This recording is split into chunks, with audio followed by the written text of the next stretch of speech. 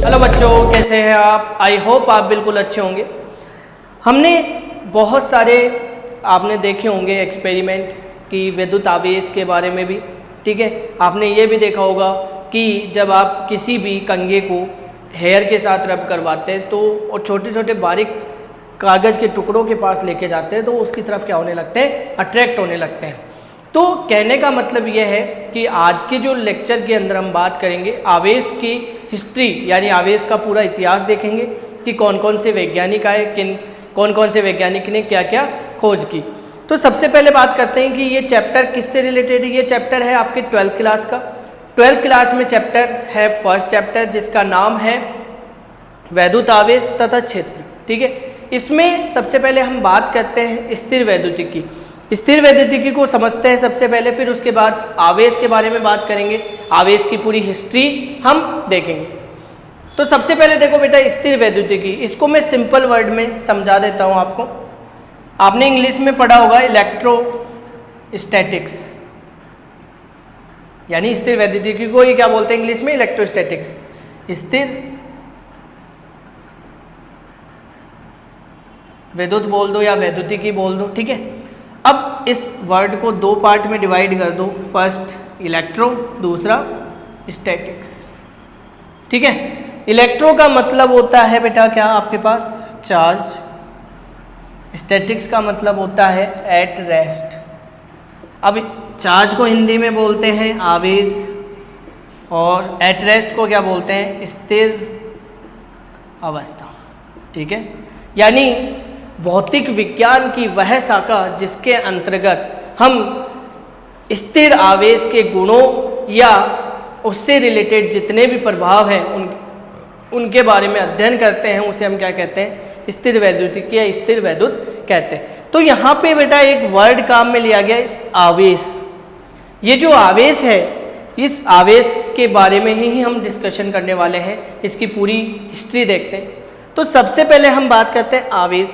आवेश जो था बेटा, सबसे पहले जो साइंटिस्ट आए वो मिलेटियस थेल्स आए 600 ईस्वी पूर्व, यानी 600 ईस्वी पूर्व एक साइंटिस्ट आए जिसका नाम था थेल्स। उन्होंने क्या किया कि एक एम्बर लिया।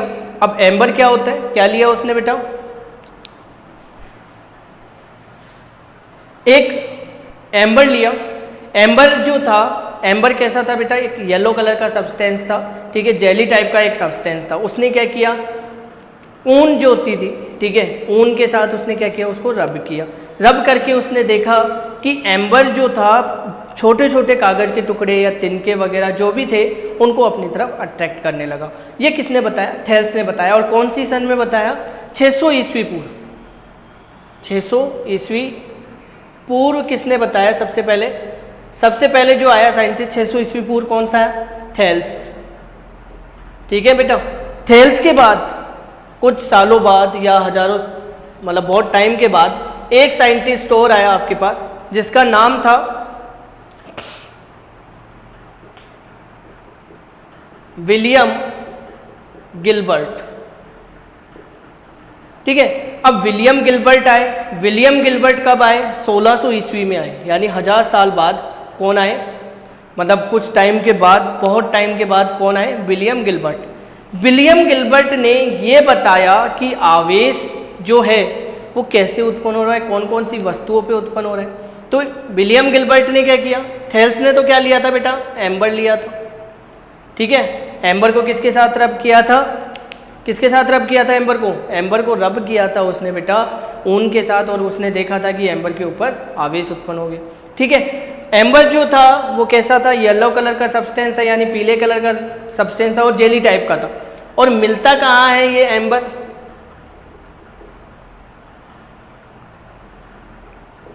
बाल्टिक सी, ठीक है, जो कि यूरोप के अंदर पड़ता है। फिर आता था कौन आया, विलियम गिलबर्ट। किसके बाद आया, थेल्स के बाद आया। विलियम गिलबर्ट ने क्या बताया बेटा कि आप कांच ले लीजिए, प्लास्टिक की रोड ले लीजिए, एबेनॉइड ले लीजिए, इनकी कोई भी छड़ ले लीजिए, आप उसको क्या कीजिए, आप ऊन के साथ रब करवा लीजिए या रेशम के साथ रब करवा लीजिए। तो उसने देखा कि कांच के ऊपर भी आवेश उत्पन्न हो गया, प्लास्टिक की छड़ के ऊपर भी आवेश उत्पन्न हो गया और एबेनॉइड की छड़ के ऊपर भी आवेश उत्पन्न हो गया। तो ये किसने बताया, विलियम गिलबर्ट ने। इसके जस्ट बाद 100 साल बाद या सॉरी 150 साल बाद ग्रेट साइंटिस्ट जिसे हम बोल सकते हैं, यानी जो थे, कौन थे? Benjamin Franklin. बहुत अच्छे साइंटिस्ट थे, बहुत सारे एक्सपेरिमेंट भी किए इन्होंने। यानी इलेक्ट्रिसिटी के बारे में किसने बताया? बेंजामिन फ्रैंकलिन ने बताया। तो बेंजामिन फ्रैंकलिन ने क्या बताया? जो कांच की रोड थी उसके ऊपर तो कौन सा आवेश मान लिया इसने? धनावेश। और प्लास्टिक की जो रोड थी उसके ऊपर कौन सा आवेश कंसीडर कर लिया इसने? नेगेटिव। यानी बेंजामिन फ्रैंकलिन ही थे जिन्होंने बताया धनावेश और ऋणावेश के बारे में। किसी भी पदार्थ का वह गुण है जिसके कारण वह विद्युत और चुंबकीय प्रभाव उत्पन्न करता है या उसके बारे में बताता है या अनुभव करवाता है, उसे हम क्या कहते हैं? विद्युत आवेश कहते हैं। ठीक है, अब बात करते हैं बेटा आवेश उत्पन्न कैसे किया जाता है। आवेश उत्पन्न करने की बेटा 3 विधियां बताई गई है आपके सिलेबस में। पहली है घर्षण द्वारा, दूसरी है प्रेरण द्वारा, तीसरी है चालन द्वारा। इन तीनों विधियों को पढ़ेंगे हम नेक्स्ट लेक्चर में। इससे पहले हम ओनली बात करने वाले ओनली आवेश के बारे में। तो आवेश की SI मात्रक क्या होंगे? तो SI मात्रक की अगर मैं बात करूं आवेश की, तो SI मात्रक होता है इसका कूलाम। ठीक है, और अगर इसके CGS यूनिट की बात की जाए तो CGS यूनिट इसकी होती है बेटा, जो CGS मात्रक होता है इसका वो होता है स्टेट कूलाम या एब कूलाम या फ्रैंकलिन। फ्रैंकलिन वही जो बेंजामिन फ्रैंकलिन थे उसी के नाम से भी इसको रखा गया।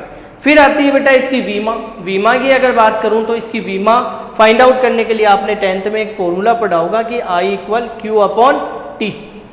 तो Q = IT। I क्या है?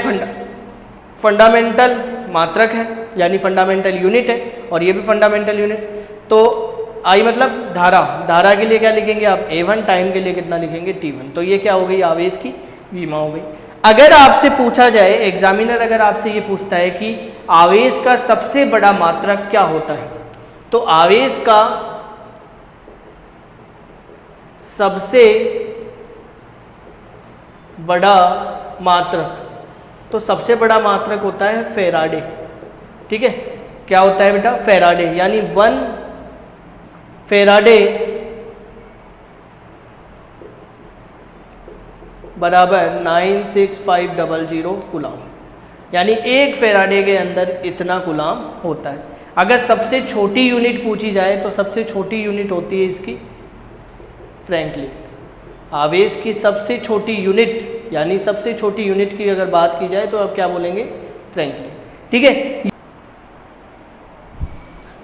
देखो बेटा इसके बाद है आपके पास, यानी वीमा आपने पढ़ ली। वीमा के बाद है आपके पास, हमने इसका सबसे बड़ा मात्रक भी पढ़ लिया, कौन सा सबसे बड़ा मात्रक होता है।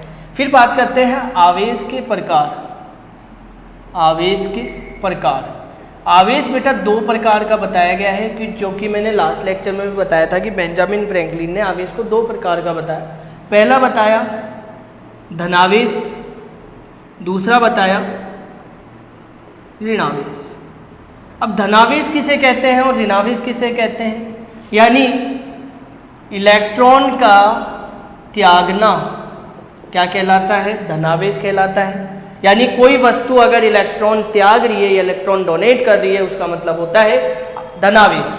अगर कोई वस्तु इलेक्ट्रॉन का ग्रहण करना या इलेक्ट्रॉन को ग्रहण करना, या कोई वस्तु अपने अंदर इलेक्ट्रॉनों को ग्रहण कर रही है, यानी उसको ऑब्जर्व कर रही है, यानी वो कैसी है? ऋणावेशित है। ठीक है, तो आवेश के कितने प्रकार होते हैं? एक होता है धनावेश, एक होता है ऋणावेश। इसको एटॉमिक थ्योरी के अकॉर्डिंग देखते हैं। एटॉमिक यानी परमाणु सिद्धांत के आधार पर देखते हैं। एटॉमिक थ्योरी के अकॉर्डिंग देखो, आपको पता है ये परमाणु, ठीक है, परमाणु के अंदर आपको पता होता है कि न्यूक्लियस होता है, और न्यूक्लियस के अंदर एक होता है प्रोटॉन और एक होता है न्यूट्रॉन। ठीक है, इस न्यूक्लियस के चारों तरफ क्या चक्कर लगाता है? इलेक्ट्रॉन चक्कर लगाता है। ठीक है, तो इलेक्ट्रॉन जो होता है, इलेक्ट्रॉन के ऊपर कौन सा आवेश होता है बेटा? ऋणावेश। ठीक है, और प्रोटॉन के ऊपर कौन सा आवेश होता है? धनावेश। ठीक है। प्रोटॉन के ऊपर कौन सा आवेश होता है? धनावेश। जितने इलेक्ट्रॉन होंगे उतने ही क्या होते हैं बेटा? प्रोटॉन होते हैं। एक चीज और बच गई यहाँ पे, न्यूट्रॉन। न्यूट्रॉन का आवेश कितना होता है बेटा? 0 होता है। तो कहने का मतलब एक एटम के अंदर जितने इलेक्ट्रॉन होंगे यानी जितना ऋणावेश होता है उतना ही धनावेश होता है। ये एटॉमिक थ्योरी के अकॉर्डिंग बता दिया। अब मान लीजिए एक एग्जांपल और ले लीजिए आप, ठीक है। जैसे Na लेता हूं मैं और एक क्लोरीन लेता हूं। Na आता है बेटा आपके पास 11 नंबर पे और Cl आता है बेटा 17 नंबर पे, ठीक है। अगर Na की बात की जाए, मैं Na की बात करता हूँ। Na कितने पे बैठा है? 11 नंबर पे। तो पहले कक्ष में 2, फिर 8, फिर कितना बच गया? 1। यानी या तो ये 7 इलेक्ट्रॉन ले ले या 1 इलेक्ट्रॉन डोनेट कर दे। तो ये 1 इलेक्ट्रॉन क्या कर देता है? डोनेट कर देता है और एक क्या हो जाता है? स्थायी अवस्था में आ जाता है। तो Na के ऊपर कौन सा आवेश आ जाता है? प्लस आवेश। तो ये कैसी हो गई? धनावेशित। यानी इसके ऊपर कौन सा आवेश आ गया? धनावेश आ गया। फिर आता है क्लोरीन की, अगर मैं बात करूं Cl की। Cl की बात करें तो Cl कितने नंबर पे है? 17 पे। तो 2, 8 और 7, 1 इलेक्ट्रॉन की कमी है, यानी 1 इलेक्ट्रॉन वो लेना चाहता है। या तो 1 इलेक्ट्रॉन ले ले या 7 इलेक्ट्रॉन डोनेट कर दे। तो 7 इलेक्ट्रॉन त्यागना पॉसिबल नहीं होगा, 1 इलेक्ट्रॉन लेना ईजी होगा। तो इसने क्या किया? 1 इलेक्ट्रॉन लेगा। तो कहने का मतलब Cl के ऊपर कौन सा आवेश आ जाएगा? ऋणात्मक। तो Cl क्या हो जाएगा? ऋणावेशित हो जाएगा और Na क्या हो जाएगा? धनावेशित हो जाएगा। ये बता दिया आवेश के प्रकार, यानी आवेश 2 प्रकार का, धनावेशित और ऋणावेशित। ऋणावेशित कब होगा? धनावेशित कब होगा? मैंने दोनों तरीके से आपको बता दिया। यानी जब इलेक्ट्रॉन त्यागे जाते हैं तब तो क्या होगा? जब इलेक्ट्रॉन त्यागे जाएंगे तो पॉजिटिव, जब इलेक्ट्रॉन ग्रहण किए जाएंगे तो नेगेटिव। ये हो गए आवेश के प्रकार, ठीक है।